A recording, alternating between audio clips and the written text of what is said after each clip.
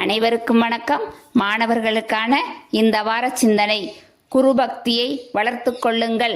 குரு என்பவர்கள் அன்றாடம் உங்கள் வாழ்வில் ஒரு நல்ல மாற்றத்தை ஏற்படுத்தக்கூடிய ஆசிரியர்கள். யார் ஒருவர் நமக்கு வழிகாட்டக்கூடிய குருவினை மதிக்கிறார்களோ அவர்கள் வாழ்வில் தோற்றதாக சரித்திரம் இல்லை.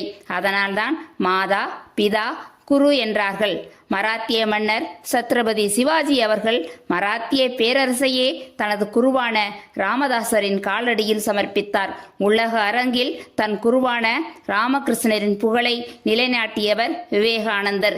எனவே மாணவர்களே, தனது ஆசிரியர்களை முதலில் மதிக்க கற்றுக்கொள்ளுங்கள்.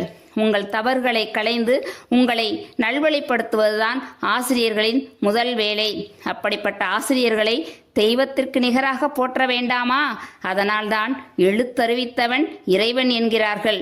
ஆசிரியர்களை ஏமாற்றும் நோக்கத்தில் பாடங்களை கவனிக்காமல் இருப்பது, பிறரை பார்த்து எழுதி மதிப்பெண் பெறுவது, இதெல்லாம் அதை செய்யும் போது மகிழ்ச்சியாக இருக்கும். ஆனால் அது நிரந்தர மகிழ்ச்சி அல்ல. உண்மையான மகிழ்ச்சி என்பது ஆசிரியர்கள் சொல்வதை கேட்டு உண்மையாக நடந்து உழைப்பால் உன்னுடைய திறமைகளை வளர்த்து கொள்வதில்தான் இருக்கிறது. அதுதான் என்றும் நிரந்தரம். குருவின் மீது பக்தி வைத்தவர்கள் எப்படிப்பட்ட உயர்ந்த நிலையை அடைந்தார்கள் என்பதற்கு ஏகலைவன் ஒரு சிறந்த உதாரணம். ஏகலைவன் துரோணாச்சாரியாரிடம் வில்வித்தை கற்றுத்தருமாறு கேட்டார். சத்திரியன் இல்லை என்ற காரணத்தை காட்டி ஏகலைவனுக்கு கற்றுத்தர மறுத்துவிட்டார் துரோணாச்சாரியார். ஆனால் வில்வித்தையின் மீது இருந்த பற்றின் காரணமாக ஏகலைவன் துரோணாச்சாரியாரை தன் மானசீக குருவாக ஏற்றார். அது மட்டுமில்லை, துரோணாச்சாரியாரின் உருவத்தை களிமண்ணால் செய்து முன்னால் வைத்துவிட்டு குரு இருப்பதைப் போல் நினைத்து கொண்டு வில்வித்தையை கற்றுக்கொண்டார் ஏகலைவன். ஒரு நாள் ஏகலைவன் இருந்த காட்டுப்பகுதிக்கு துரோணாச்சாரியார், பாண்டவர்கள், கௌரவர்கள் அனைவரும் சென்றனர். அப்போது நாய் ஒன்று தொடர்ந்து குரைத்து கொண்டே இருந்தது.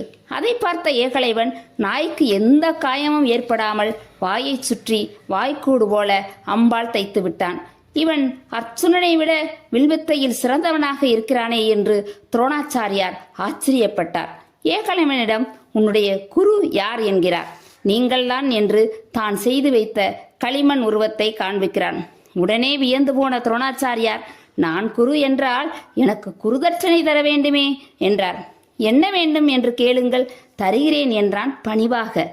உன்னுடைய கட்டை விரல் வேண்டும் என்றார். சிறிதும் காலம் தாமதிக்காமல் அடுத்த நொடி கட்டை விரலை வெற்றி தருகிறான் ஏகலைவன். அவ்வளவு குருபக்தி. மாணவர்களே, நீங்கள் ஏகலைவன் போல் கட்டை விரலை எல்லாம் தர வேண்டாம். இந்த உலகம் உங்களை பார்த்து கட்டை விரல் உயர்த்தும் அளவுக்கு வாழ்ந்து காட்டுங்கள்.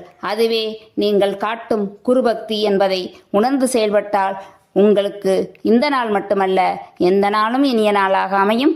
வாழ்த்துக்கள்.